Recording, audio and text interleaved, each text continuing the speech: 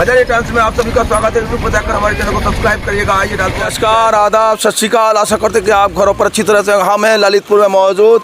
ये ललितपुर का स्टेशन है और ललितपुर के सियासी घमासान पर बात करते हैं, यहाँ पर चर्चा करते हैं।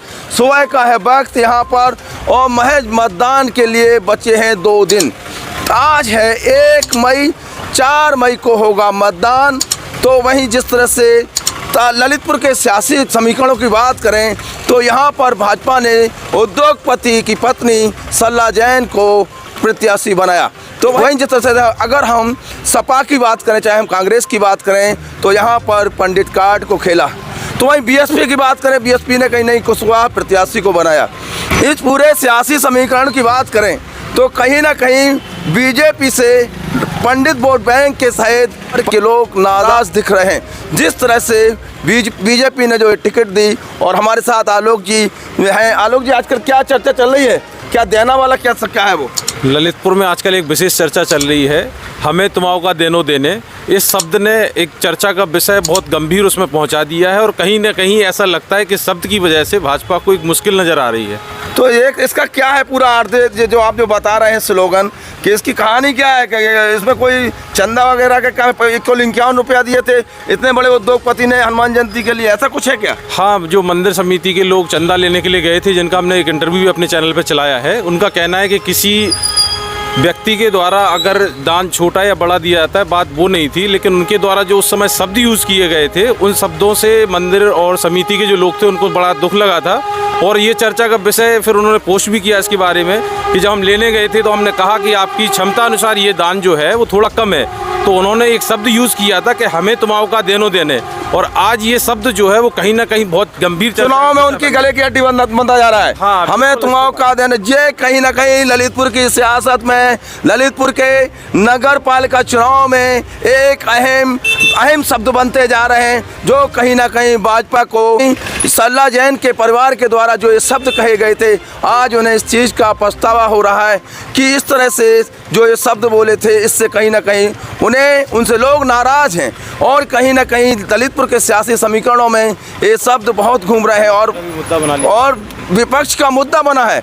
विपक्ष की बात करें तो विपक्ष, हालांकि ललितपुर की बात करें तो ललितपुर में जो बीएसपी से प्रत्याशी उतारे गए हैं कुशवाहा, तो कुशवाहा की स्थिति भाजपा को जो टक्कर सीधा देते दिख रहे हैं वो कुशवाहा। उनके सियासी हम समीकरण आपको समझा दें कि कुशवाहा वोट बैंक अगर उनको पूरा मिलता है तो बीएसपी वोट बैंक अगर मिलता है, तो वहीं अगर मुस्लिम वोट बैंक जो यहाँ का निर्णायक है वो मिलता है तो कुशवाहा प्रत्याशी यहाँ पर सबल होगा।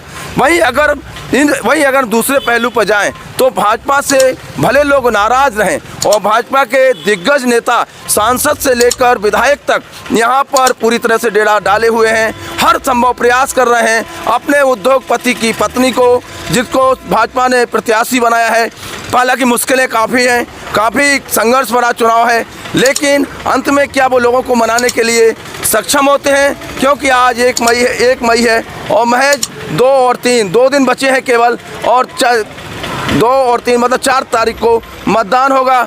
और मतपेटियों में इन प्रत्याशियों की, भाजपा प्रत्याशी की कहीं ना कहीं साख लगी हुई है और भाजपा के दिग्गज नेता लगे हुए हैं, पूरी तरह से एड़ी चोटी का जोर लगा रहे हैं। और उनकी मेहनत कितनी कामयाब होती है ये तो आने वाला वक्त बताएगा, और ये तो ललितपुर की जनता तय करेगी कि अगला नगर पालिका अध्यक्ष उनका क्या होगा, कौन होगा। पर जो भी होगा उस पर से पर्दा 13 मई को हटेगा जब मतगणना होगी। फिलहाल हम विनोद जी को बुलाते, विनोद जी भी हमारे सहयोगी विनोद जी जो कि कवरेज पे लगातार पूरी ललितपुर की कवरेज है, जो कि आलोक चतुर्वेदी व विनोद मिश्रा जी लगातार लगे हुए हैं। और यहाँ की स्थिति से आप कुछ बताइए, क्योंकि यहाँ पर जो सियासी समीकरण है बीजेपी से कुछ लोग नाराज दिख रहे हैं, इसका कहीं ना कहीं बीजेपी को खामियाजा भोगना पड़ रहा है। जी बिल्कुल भोगना पड़ सकता है बीजेपी को खामियाजा, क्योंकि सनातनियों में एक जमकर आक्रोश है। निरंतर फेसबुक व्हाट्सएप के माध्यम से सनातनी निरंतर सोशल मीडिया पर बीजेपी का विरोध जारी। जी हाँ, सोशल मीडिया पर सनातनी बिल्कुल बीजेपी का विरोध कर रहे हैं, चूँकि अपने चैनल के माध्यम से हनुमान जयंती महोत्सव के अध्यक्ष के द्वारा जो कहा गया है, कुछ अन्य समाज के लोगों ने भी कहा था। जी हाँ, लोगों ने भी कहा था कि ये जो शब्द हैं हमें तुम्हाओं का देनो देने, ये चूंकि भाजपा के लिए भारी पड़ सकते हैं, भारी पड़ रहे हैं, कचोट रहे हैं भाजपा को, कहीं ना कहीं पछतावा। जी हाँ, हाँ, कहीं ना कहीं इन शब्दों को लेके जो प्रत्याशी हैं, भाजपा प्रत्याशी, उनके परिजनों के द्वारा जो शब्द कहे गए हैं, इससे भाजपा को नुकसान होने की भारी संभावना है। सारी संभावना है।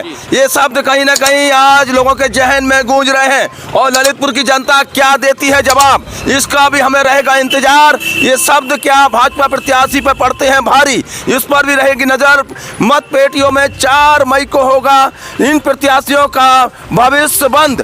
13 मई को खुलेगा इन पेटियों से इन प्रत्याशियों का भविष्य। और फिलहाल नगर पालिका का कौन होगा अगला नगर पालिका अध्यक्ष। लेकिन हम एक बात से आपको रूबरू करा दें, यहाँ पर सांसद से लेकर विधायक, तो वहीं मंत्री, तो वहीं जिला पंचायत अध्यक्ष, दिग्गज नेता, वहीं लखनऊ स्तर के नेता अपनी पूरी ताकत झोंक रहे हैं। ललितपुर की नगर पालिका सीट कहीं ना कहीं सत्ता के लिए एक नाक का सवाल बन गई है, उनकी प्रतिष्ठा बन गई है। और सत्ता कहीं ना कहीं अपनी इस प्रतिष्ठा को बचा पाती है, ये आने वाला वक्त बताएगा।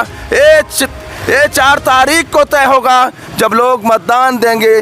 13 मई को तय होगा जब मतपेटियां खुलेंगी कि भाजपा अपनी साख को बचा पाई या बचा पाने में कितनी दूर रह गई। भाजपा यहाँ ललितपुर का नगर पालिका अध्यक्ष कौन होगा, फिलहाल यूट्यूब पर जाकर हमारे चैनल को सब्सक्राइब करिएगा। जल्द मिलते हैं नई खबरों के साथ। अपना बेहतरीन से ख्याल रखिएगा। जय हिंद।